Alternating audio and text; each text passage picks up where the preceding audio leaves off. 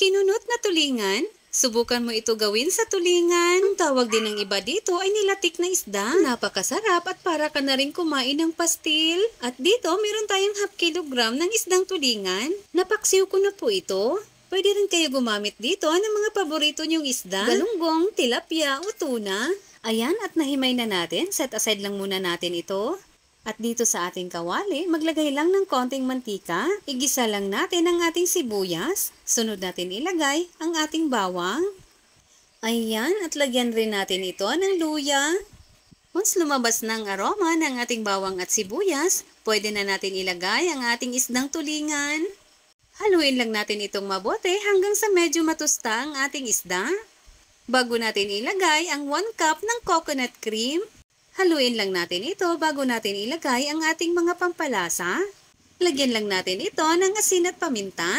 Para mas masarap, lagyan lang natin ng seasoning. Tikman nyo na lang para patok talaga sa inyong panlasa. Hintayin na lang natin na mag-dry at lumabas ang sariling mantika ng gata. Ayan, at ilagay na natin ang ating siling haba. Gusto ko sa kinunot na isda yung medyo tostado. Gaya nito. At kapag ganito na, pwede na po natin ito hanguin. At ayan na, may masarap na tayong nilatik na isda o kinunot na tulingan. Pag natikman nyo ito, baka ulit-ulitin nyo ang paggawa nito. Huwag po kalimutan mag-follow and share. Maraming salamat hanggang sa susunod mga kakusina.